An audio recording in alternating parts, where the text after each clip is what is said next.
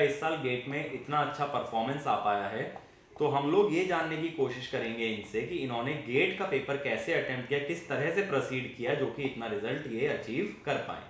तो मुकेश, जैसे गेट आपका 9 फरवरी 2019 का एग्जाम था, तो आफ्टरनून सेशन में था, तो मतलब थोड़ा सा मुझे ये बताइए कि जैसे आप सेंटर पे पहुंचे तो माहौल कैसा था, मतलब क्या फीलिंग थी उस टाइम पे, क्या सोच रहे थे, कितने बजे पहुंच गए थे?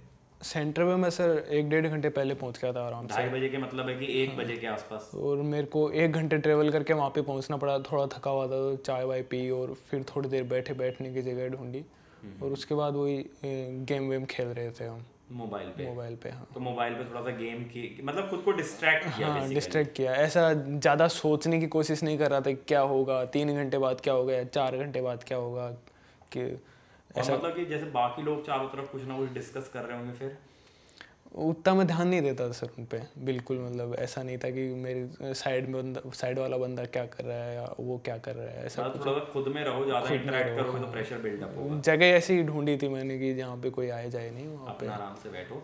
फिर एंट्री कितने बजे शुरू हो गई थी एग्जाम से पहले? एंट्री सर 45 मिनट पहले स्टार्ट कर 45 मिनट पहले, यानी 1:45 के आसपास। फिर सेंटर में जैसे कंप्यूटर स्क्रीन के आगे पहुंच गए, तब कुछ ऐसे थॉट्स माइंड में जो आ रहे हो या कुछ चल रहा हो, क्या चल रहा था उस समय पे? उसको मिनिमाइज करने के लिए मैंने ट्राई तो ये किया था कि अपन 45 मिनट पहले एंट्री स्टार्ट हो रही थी, तो मैं ट्राई कर रहा था कि अपन 25 मिनट पहले घुसें ताकि 20 मिनट तो कम हो वहाँ पे। उस टाइम पे एक जगह बैठना और सोचने के लिए उतना टाइम थोड़ा, सारा मोबाइल भी हाथ से चला गया, डिस्ट्रैक्शन तो है, कुछ था नहीं और आसपास वाले से बात भी नहीं कर सकती क्योंकि उसको जानते नहीं उतना, तो उस टाइम उतना ध्यान नहीं, मतलब तो थोड़ा लेट घुसा उस टाइम में। फिर मतलब जैसे कंप्यूटर स्क्रीन के आगे आगे इंस्ट्रक्शन वगैरह लिखी रहती, तो उस समय थॉट प्रोसेस क्या चल रहा था माइंड में? ज़्यादा कुछ नहीं चल रहा था, बस ये था कि यार एंड होए जैसे, मतलब जैसे भी अब अपन 5:30 निकल लें यहाँ से, निपटाना है अपने को। वो था। मतलब उस समय ये थॉट आया माइंड में कि यार इस साल कैसा पेपर बनने वाला है, क्या जाएगा क्या नहीं होगा? नहीं सर, मैं मतलब एक्चुअल में आईआईटी मद्रास का था तो मेरे को पहले इतना पक्का था कि इस बार हार्ड आएगा पेपर। अच्छा। पक्का मैं सोच के गया था क्योंकि पिछले 2 साल से इजी आ रहा था, इजी या मॉडरेट। तो इस बार तो ये शॉक देंगे। हाँ मेरे को लग ही रहा था, शॉक उल्टा हो गया, वो बात अलग है। वो उल्टा हो गया। तो मेरे को ये था कि हार्ड आएगा, तो मैं सोच के बैठा था हार्ड आएगा, और ये था कि हार्ड आ गया तो ठीक है, अपन सोच के बैठे हैं, और इजी आ गया तो फिर तो दिक्कत ही क्या है। बिल्कुल सही बात है। तो हार्ड के लिए तो मैं प्रिपेयर्ड हूँ, मतलब कि मैं वर्स्ट केस के लिए प्रिपेयर्ड हूँ, तो अच्छा ही होगा। इजी आ गया तो कोई दिक्कत ही नहीं है फिर तो वो सोच के बैठा था और फिर थोड़ी बहुत इंस्ट्रक्शन पढ़ी, इंस्ट्रक्शन वगैरह रीड किया। हाँ, और आराम से फिर मतलब जैसे टाइमर एकदम से स्टार्ट होता है तो एकदम से कि क्वेश्चंस के पीछे पड़ जाना, और कितने बन पा रहे थे, मतलब शुरू के 5 मिनट में कैसा रहा? शुरू के 5 मिनट में मैंने पहले जनरल एप्टीट्यूड अटेम्प्ट किया था, तो 5 के 5 बन गए थे 1 नंबर वाले तो, और फिर जैसे ही मैं गया तो पहला क्वेश्चन आया वो सम मैनी वाला आ गया, तो वो तो नहीं बना। वो 1 मिनट मैंने उसको दिया और फिर तुरंत निकल गया। मेरे को था कि यार अपना एप्टीट्यूड, वैसे ही मेरा मॉक टेस्ट में इतना एप्टीट्यूड अच्छा नहीं जाता था, तो मेरे को ये था कि चलो इससे निकलते हैं। और वर्बल में थोड़ा सा वैसे ही हार्ड टाइप था, तो वर्बल का क्वेश्चन है, छोड़ो हाँ, ज़्यादा सोचने नहीं। और फिर आगे गया तो वो आ गया इवन ओड वाला जो था, इवन नंबर्स करने थे, तो उसमें मेरे 64 बन रहा था आंसर, तो उसको ही मैंने 1 ही मिनट दी और आगे निकल गया।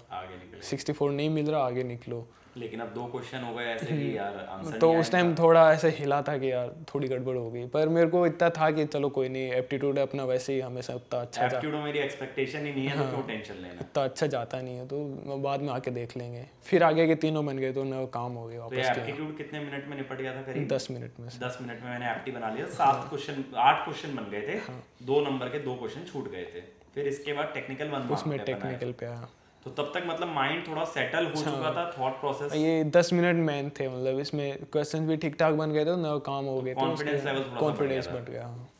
तो उसके बाद में फिर आगे चलता गया, और फिर बीच में एक बार जब कंप्यूटर चेंज करना पड़ा, थोड़ी दिक्कत। कंप्यूटर क्यों चेंज करना पड़ा? लेकिन सर वो जो माउस रहता है वो एक्स्ट्रा सेंसिटिव था थोड़ा सा। माउस एक्स्ट्रा सेंसिटिव था, तो उससे क्या प्रॉब्लम आ रही थी अपने को? जैसे मैं एक पे क्लिक कर रहा था तो कैलकुलेटर की जो स्क्रीन रहती है उस पर 4 1 आ जा रहे थे। जैसे मेरे को पे क्लिक करने से 4 बार 11 का स्क्वायर करना है, तो जैसे 11 का क्यूब का एक था करना था उसमें क्वेश्चन, तो मेरे 111 का क्यूब हो रहा था। अच्छा। तो उसमें टाइपिंग में दिक्कत आ रही है, माउस के दिक्कत आ रही थी।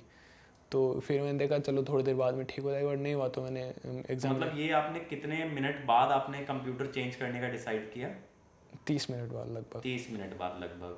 तो 30 मिनट तक मतलब बिल्कुल ही फ्रस्ट्रेट हो गया, नहीं हो पा रहा, चेंज कर लेते हैं, चेंज कर ही लेते हैं। इन्विजिलेटर ने फिर आपको कैसे हेल्प आउट किया इस सिचुएशन में? इन्विजिलेटर एक बार आया, देखा उसने, मतलब देख, मैंने उसको बताया कि सर जैसे 11 का क्यूब करना है तो 111 का हो रहा है तो मेरे को दिक्कत है। वो आए, बोला कि चलो 2 मिनट रुको। गया सर्वर, जो मेन बंदा रहता है सर्वर को मेंटेन करता है, उसके पास गया। उसने मेरे को बोला कि दोबारा आके बोला कि आपको पक्का चेंज करना है।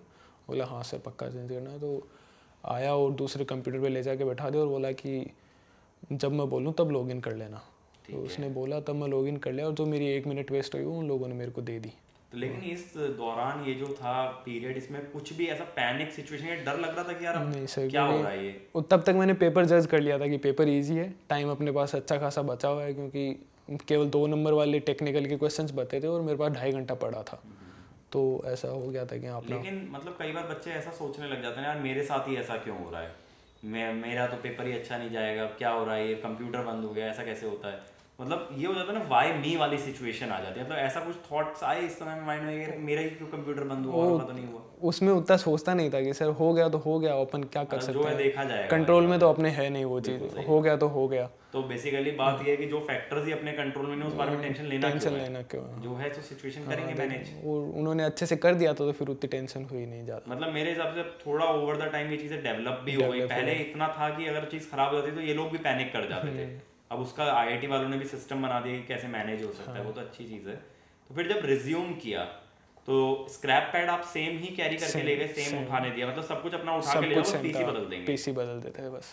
तो फिर मतलब जब तक कितना अटेम्प्ट हो चुका था, 1 मार्क पूरा हो गया था? 1 मार्क पूरा हो गया था, एप्टीट्यूड हो गया था पूरा, मतलब 35 हो गए थे। तुमने बोला ही तब जब 1 मार्क हो गया था, या फिर बोला तो तब तक हो चुका था, या ऐसा सोच के बोला यार 1 मार्क हो गया अब बोल देता हूँ कि अब 2 मार्क से शुरू कर लूँ? 2 या 3 क्वेश्चंस बचे थे तब मैंने बोला था, और 2 मिनट बाद वो जो सर्वर मेंटेन करता है उससे बात करके आया वो, और फिर बोला वो 2-3 हो गए थे। हाँ उतने में 2-3 हो गया कि फिर बोला कि कंफर्म है तेरे को करने है? बोला हाँ सर करने हैं। तो दोबारा जाके बैठा। मतलब वहाँ पे सीट्स वगैरह खाली रहती हैं सेंटर पे कि जहाँ पे आपको बिठाते हैं, अलग जगह ले जाके बिठाया? वो तो उतना सर मेरे को आइडिया नहीं था, शायद कोई एब्सेंट होगा उसकी जगह कर दिया होगा। ओके, मतलब कंप्यूटर लोगों के बीच में ही था, वहाँ बिठा दिया था, तो बिल्कुल कोई एब्सेंट होगा तब बिठाया होगा। तो फिर जब रिज्यूम किया तो फिर उसी फ्लो में चल पा रहे थे, या फिर से दोबारा फ्लो एस्टैब्लिश करने में मुझे टाइम लगा? नहीं उतना टाइम नहीं लगा सर। तो उतना टाइम नहीं लगा, मतलब 1 मिनट तो लगा था, 1-2 मिनट तो लगते थे, पर ऐसा नहीं कि 10 मिनट कंफर्ट लेवल आने में फिर से थोड़ा सा टाइम लगता है। तो फिर जब मैंने दोबारा शुरू किया पेपर, मतलब आपने दोबारा शुरू किया, तो फिर आपने फर्स्ट अटेम्प्ट कितने मिनट में कवर कर लिया था एग्जाम का? 90 मिनट में मैंने कवर कर लिया। 90 मिनट्स में पहली बार पेपर हो गया था। और इसमें कितने अटेम्प्ट हो चुके थे क्वेश्चन? मेरे हो गए थे शायद, टेक्निकल का मेरे को याद है, मेरे हो गए थे 50+ अटेम्प्ट हो गए थे। 50 और 8 उधर अपन करके आए थे, तो 58 क्वेश्चन के आसपास 59। और इसमें कितने मार्क कर रखे थे? 22 तो ग्रीन थे, जहाँ मेरे को एग्जैक्ट याद है। ग्रीन थे, तो अराउंड 37 जो है 37 मार्क फॉर रिव्यू थे, 35 कह सकते हो ओवरऑल मार्क फॉर रिव्यू थे। वो एग्जाम। अब इसके बाद क्या किया? 90 मिनट बाद पहले नए अटेम्प्ट किए, पहले जो मार्क फॉर रिव्यू थे वो अटेम्प्ट किए मैंने। मार्क फॉर रिव्यू वाले कौन से थे कि attempted and mark for review? जिसमें अटेम्प्ट कर चुके थे, ब्लू रहता है और ग्रीन सिग्नल रहता है गुड का। अच्छा। तो जब इन क्वेश्चंस पे गए तो स्क्रैप पैड पे इसको दोबारा से अटेम्प्ट किया, जहां अटेम्प्टेड था पहले उसे चेक किया? जहां पे अटेम्प्टेड था उन पे चेक किया। वहां पे चेक किया। तो चेकिंग में क्या क्या किया? चेकिंग में कुछ नहीं, कैसे जैसे मैं मतलब वो रखता था, जैसे अपने स्क्रैप पैड है उस पर मतलब नंबर रखता था, जो क्वेश्चन सोल्व किया नंबर रखता था क्वेश्चंस का। तो वहाँ पे गया, वापस कैलकुलेशन देखी एक बार क्वेश्चन दोबारा पढ़ लिया और फिर आगे देख लिया। तो मतलब फॉर्मूला देखा कि कैलकुलेटर में डेटा भी डाल के देखा दोबारा? कैलकुलेटर में डेटा भी डाल के देख लिया, तो क्योंकि मेरे को कैलकुलेटर गड़बड़ चल रहा था। हाँ, तो मेरे को रहता था। हाँ, थोड़ा सा डर लगता है। तो दोबारा कैलकुलेशन भी चेक कर ली, क्योंकि टाइम भी बहुत बचा था वो। तो फिर ये मार्क फॉर रिव्यू वाला कितने समय तक निपट गया था आपने? 15-20 मिनट में निपट गया था। 20-25 मिनट में निपट गया, तो ये मान के चलो 2 घंटे करीब हो गए। अब 2 घंटे बाद फिर क्या थॉट प्रोसेस आया माइंड में? 60 क्वेश्चन अटेम्प्ट हो चुके हैं, 2 घंटे निकल चुके हैं, अब क्या करना है? अब वही थे जो नहीं किए उन पे, वो भी मेरे को लग रहा था कि आ जाएंगे, बट उनमें थोड़ा सा कंफ्यूजन था, थोड़ा सा कंफ्यूजन लग रहा था, श्योर नहीं थे। तो जैसे सम मैनी वाला था और वो 64 वाला था, ऐसा लग रहा था कि बन जाएगा। जो A1 वाला था ऐसा लग रहा था कि बन जाएगा, बट अपने को देखना है कि आंसर कौन सा मतलब सूटेबल है अपने लिए। तो वो किया तो 2 मिनट में सब हो गए, फिर ज़्यादा इतना हार्ड था नहीं पेपर। अच्छा, तो बन गए। फिर इसके बाद क्या किया? जब चलो एक बार अटेम्प्ट हो गया, अब सेटिस्फैक्ट्री अटेम्प्ट हो गया, और इसमें एप्टी वाले सेक्शन का क्या हुआ? एक का तो आंसर गलत आ रहा था और एक का तुम्हें आइडिया ही नहीं था, फिर क्या किया? ये वाले भी बन गए थे? हाँ ये वाले बन गए थे, उसका 100 आ गया था, मैंने ट्राई किया, फिर थोड़ा देखा कि हाँ चलो अपन 0 को मिस कर रहे थे, 0 तो उसमें ट्राई किया तो अच्छा, बन गया। 0 वाले नंबर्स ही काउंट नहीं किए, इवन में 10 20 30 वाले वही कर लिए। हाँ तो 0 को मिस कर रहे थे, तो थोड़ा ध्यान दिया तो उस पर हो गया था वो। वही रहता है, यदि मैं उस पर पहले ध्यान दे लेता शुरू के 10 मिनट में, तो फिर आगे के बहुत ज़्यादा क्वेश्चन में गलत कर बैठता। प्रेशर बन जाता कि यार टाइम ज़्यादा लग गया है, बाद में देना ज़्यादा। वो कैलकुलेटर भी ख़राब था उस टाइम पे और बहुत ज़्यादा चीज़ें हो जाती, फिर प्रेशर बहुत ज़्यादा आ जाता। तो फिर अब इसके बाद क्या किया? जब एक बार चलो अटेम्प्ट मैं कर चुका हूँ चीज़ों को, उसके बाद मैंने अपने जो आंसर आए थे उनको दोबारा मतलब बैकवर्ड किया, मैंने बैकवर्ड कैलकुलेशन किया कि आंसर को सब्स्टिट्यूट करके देखते हैं कि डेटा से मैच हो रहा है, क्वेश्चन से मैच हो रहा है कि नहीं हो रहा। मैच हो रहा है तो ठीक है, नहीं हो रहा तो दोबारा एक बार करके देखते हैं, दोबारा करके देख लेते हैं। मतलब इससे एक रीवेरिफिकेशन हो गया। तो बेसिकली तुमने क्वेश्चन ज्यादातर दो बार वेरीफाई कर लिया। अच्छा, ये जो दोबारा डेटा डाल के देखा, सभी क्वेश्चन का था या वही जो पहले मार्क फॉर रिव्यू थे? नहीं, टाइम बचा तो मैंने सभी का देखा, 1 घंटा बचा था तो आराम से एक बार सारे क्वेश्चंस को रिव्यू कर लिया, सभी का देख लिया। पूरा प्रोसेस कब तक निपट गया था? हो गया था सर, 2 घंटे 45 मिनट और लगे थे शायद उसके ऊपर, 2 घंटे 45 मिनट 2 घंटे 45 मिनट में 15 मिनट बचे थे। उसका कुछ सम मैनी वाले क्वेश्चन से फाइट किया कि 15 मिनट बचे और एक ही क्वेश्चन बचा है? उस पे स्टेयर कर रहा था कई देर से, 15 मिनट तक उसी पे स्टेयर। यार आइडिया लग जाए, मतलब कुछ जवाब दे दे भाई, तू ही बता दे क्या उसी पे स्टेयर। मेरे को ये पता था कि अपने पीछे वाले सही हैं, तो उन पे अपन ये गए वापस तो वो तो कुछ है नहीं, गलत करने के चांसेस है वहाँ पे। कुछ कंफ्यूजन हुआ तो आंसर चेंज करोगे, वो गलत होगा। और फिर मेरे को लगा उन पे जाने का कुछ फ़ायदा नहीं है, तो वापस मैं उसी पे सम मैनी वाले को देखता रहा 15 मिनट तक, और जैसे पेपर एंड हुआ तो सबमिट करके। तो जब ये मार्क फॉर रिव्यू वाले चेक कर रहे थे, कुछ क्वेश्चन ऐसे मिले जहाँ की छोटा मोटा कुछ गलती करके निकल गए थे? 2-4 क्वेश्चन कुछ ऐसे निकले हो? नहीं, ज़्यादा गलती नहीं मिली, बट ऐसा था कि जैसे 20.51 यदि आंसर आया तो 20.55 हो गया, ऐसा कुछ था थोड़ा बहुत। अच्छा, मतलब माइनर डेसिमल में चेंजेस थे, वही था ज़्यादा। अच्छा, आजकल क्या होने लगा, ये लोग बताते हैं कि कितने डेसिमल तक देना है, तो तुम उस चीज़ का ध्यान रख रहे थे कि कितने डेसिमल तक आंसर मांगा है? नहीं, ये 3 डेसिमल 2 डेसिमल तक दूंगा ही दूंगा। पहली बार जब दिया था ना तो डर लगा था, बट जब इस बार दिया तो ऐसा था कि पता था कि रेंज में आना चाहिए, नंबर ऑफ डेसिमल प्लेसेस से फर्क नहीं पड़ता। जैसे ही उन्होंने 2 डेसिमल दिया तो 2 से कम नहीं देने, 2 से ज़्यादा अपन कितने भी दे सकते हैं, उतना फर्क नहीं पड़ता था, तो ज़्यादा इस चीज़ के बारे में ध्यान नहीं दिया। और अच्छा, जैसे कैलकुलेशन वगैरह में क्या स्ट्रेटेजी रखी कि लास्ट स्टेप में आके कैलकुलेट करना है, साइड बाय साइड कैलकुलेट करते जाते हो? क्वेश्चन में कैलकुलेट करते जाता था, उससे राउंडिंग ऑफ वगैरह का एरर नहीं आता कभी? थोड़ा बहुत आता था, बट जैसे मैंने बताया कितने डेसिमल तक लेके चलते थे? 2-3 तक चलता था, 2-3 डेसिमल तक लेके चलें तो एक्यूरेसी सफिशिएंट रहती है, उतनी रेंज देते हैं। अच्छा, उतनी रेंज तो रहती है कि अपना आराम से उसमें आंसर बैठ जाए। तो जनरली जैसे पेपर दे करके निकले तो उस समय पे कैसा फीलिंग था यार? मतलब जो सोच के आया था वैसा करके आया हूँ, उससे अच्छा करके आया हूँ, कि क्या चल क्या रहा था माइंड में? उस टाइम मेरे को पता लग गया था कि अपने 80+ तो पक्के हैं और 90+ बनने के चांसेस हैं पूरे। तो क्योंकि मेरे को सब मैंने रीवेरिफिकेशन भी कर लिया था, तो मेरे को लग रहा था कॉन्फिडेंस है कि 90+ आ सकते हैं, मैंने बोल मतलब फिर ये सोचा कि इस बार 90+ पे क्या रैंक बन सकती है, कुछ ऐसा थॉट आया माइंड में? मेरे को ये लग गया था कि 90+ से ऊपर बहुत बंदे रहने वाले हैं इस बार। अच्छा, पेपर देते लेवल देख के लगा था पेपर देते पता लगा इजी है। तो फिर उसके बाद क्या सोचा एग्जाम से निकल के? फिर उसके बाद ये था कि मतलब ऐसा नहीं है कि किसी से आंसर डिस्कस करना है कि तेरा इसका कितना आ रहा था या तेरा इसका कितना आ रहा था, ऐसा डिस्कस नहीं करना है। अपने को किसी की सुननी नहीं है, बस ये देखना है, ज़्यादा से ज़्यादा ये डिस्कस करना है कि पेपर का लेवल कैसा लगा, ऐसा, इससे ज़्यादा। तो मतलब जो तुम्हारे कॉलेज फ्रेंड्स से जो तुम्हारे साथ तैयारी कर रहे थे पहले से, तो उनसे फिर बात किया कॉल पे निकल करके कि यार कैसा आया पेपर, कैसा लगा? बात की है सर, वो यही बोल रहे थे कि तूने कितने अटेम्प्ट किए, मैंने कितने अटेम्प्ट किए, ऐसा नहीं कि मतलब जनरली तुम्हारे फ्रेंड्स का अटेम्प्ट किस रेंज में लाई कर रहा था? 60 था सर। 60 था, तुम्हारा 64 था? हाँ, मेरा 64 था।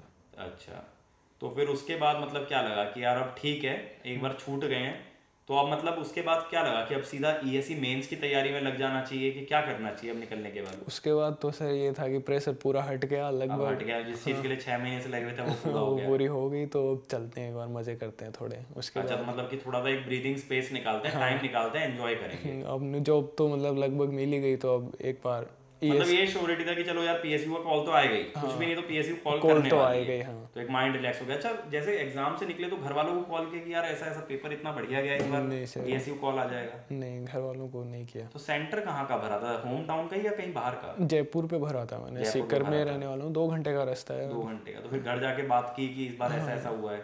पापा मम्मी इतना लोड लेते नहीं है, वो एकदम चिल रहते हैं, उनको उतना फर्क नहीं पड़ता। मतलब उस समय उनको थोड़ा खुशी हुआ कि यार इतना अच्छा पेपर गया यार, बच्चा बता रहा है कि इस बार अच्छा हुआ। वो उतना मेरे पे बिलीव करते नहीं थे कि हाँ ठीक है, मतलब गांव पे मतलब घर पे तैयारी कर रहा है तो क्या ही मतलब ऐसे अगर अच्छा भी गया तो सभी का गया होगा, सभी का अच्छा गया। पापा ऐसे मैंने बोला कि पापा 64 अटेम्प्ट करके आऊँ, तो पापा बोल रहे थे यार इस बार तो सभी बोल रहे हैं मैं 60+ अटेम्प्ट करके आऊँ। मतलब ठीक है करके आए तो करके आए होंगे, क्या है। तो फिर जब मतलब तुमने रैंक प्रेडिक्टर में डेटा डाला होगा, जब तुम्हें मार्क्स मालूम चले, तुम्हारे फ्रेंड्स में तुमने शेयर किया, तब मतलब थोड़ा सा ये रियलाइज होना शुरू हुआ कि इतना अच्छा गया इस बार, कि इस हद तक भी अच्छा जा चुका है, या पेरेंट्स को ये चीज़ रियलाइज हुई कि नहीं यार इस बार जेन्युइनली बहुत अच्छा करके आया है? वो तो हुआ था सर रैंक प्रेडिक्टर में, क्योंकि जब मैंने डाला था शायद 15,000 लोग कर चुके थे और उनमें फर्स्ट आ रही थी, और 95 से ऊपर उस टाइम तक मैं अकेला था। तो मेरे को लग गया था कि हाँ ज़्यादा नहीं तो टॉप 10 में तो आई, टॉप 10 में तो आ ही सकती है। ऐसा। तो उसके बाद मतलब पेरेंट्स का क्या रिएक्शन था जब तुमने बताया कि ऐसा हो सकता है? अब पेरेंट्स बोले अच्छा है, बहुत बढ़िया है, वही नॉर्मल रिएक्शन रहता है। फिर मतलब अब अपना एंजॉय कर सकते हैं, ये था कि चलो यार टॉप 10 में तो बन जाएगी, सारे पीएसयू का कॉल आने ही आने वाला है।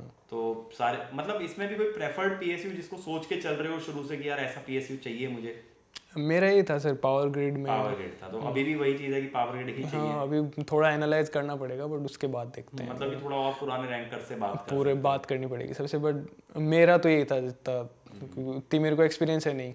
तो मेन चीज मतलब तुम्हारे लिए जो एग्जाम में बेनिफिट रहा वो यही रहा कि तुमने अपने से कभी ज्यादा एक्सपेक्टेशन रखा नहीं, कि खुद से नहीं सोचा यार इतना तो करना ही है, यही करना है, वही करना है, ये सब नहीं, जो होगा देख लेंगे। हाँ वही। एक्सपेक्टेशन अगर अपन लो रखें तो उससे ऊपर ही जा सकते, नीचे नहीं जा सकते, एक्सपेक्टेशन हाई करने में दिक्कत। हाँ कभी ये नहीं था कि अपने को इतने अटेम्प्ट करनी है, इतना वो करना ही है, जैसा होगा देख लेंगे। एग्जाम को एग्जाम के अंदर ही देखेंगे, उसको अपने ऊपर हावी नहीं होने देंगे, बस ऐसा था।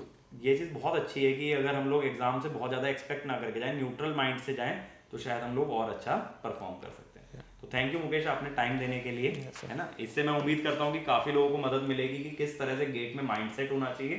सबसे ज़्यादा जो आपको इस वीडियो में फोकस करना है वो इस बात पे है कि किस तरह से सोच रखनी है, क्योंकि आप लोग बहुत ज़्यादा प्रेशर अपने ऊपर पहले ही ले लेते हो एग्जाम के नाम से। तो अगर वो प्रेशर थोड़ा सा कम कर लोगे तो शायद अपने लेवल के हिसाब से आप परफॉर्म कर पाओ। Thank you.